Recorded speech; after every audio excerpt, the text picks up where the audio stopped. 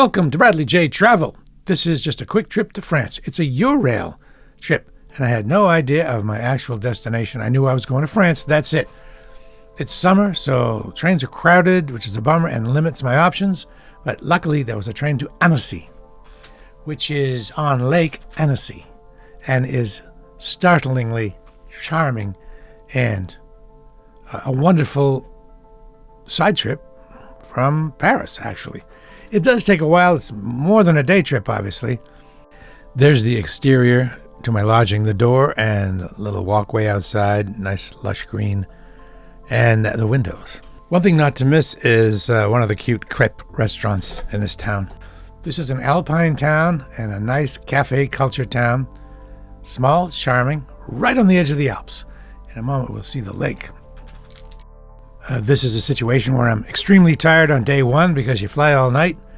I did not sleep on the airplane, and you get on the train, you travel all day, and so now maybe it's 3 p.m., 4 p.m., and I'm super tired, but just soldiering on. Here's Lake Annecy, right at the edge of the town, helping make it a beautiful, beautiful destination, small enough for a very quick trip.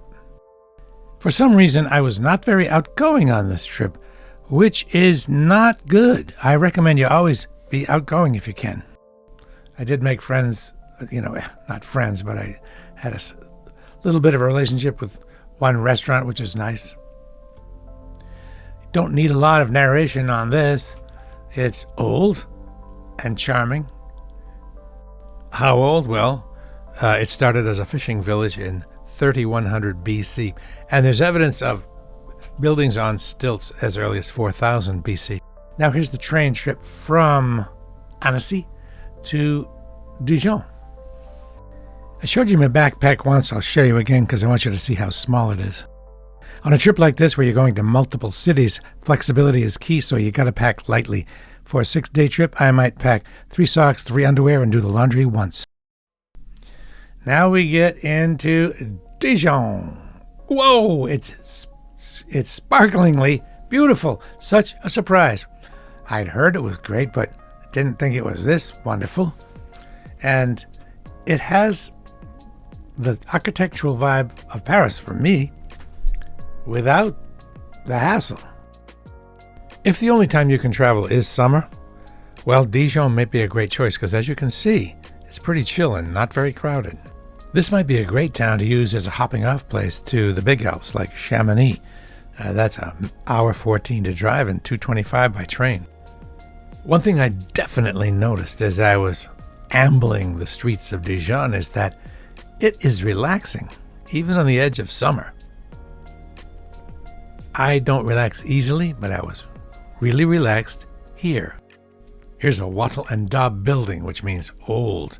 The wattle would be the sticks, and the daub is the mud in between. And there's a kind of wasp called the mud dauber, which uses daub to build their homes. Dijon is the historic capital of the Burgundy region, which you may recognize, Burgundy. And it was a Roman settlement, but it was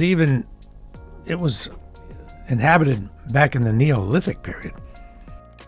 Maybe you'll see the magic owl of Dijon. That's a small stone owl carved into the corner of one of the oldest churches there. There are little owls set into the sidewalk that mark a walking trail with about 22 stops. Takes about an hour. Now that we're back in Paris, let me talk a little bit about travel in general and packing again. You know what I have really good luck with? Making out a written packing list that is exhaustive and updating it with each trip and printing one out and checking each thing off as you pack. I myself, kind of like Rick Steves, am a backpack person, and before you go, pack your pack and walk around with it for a day to see if it's heavy.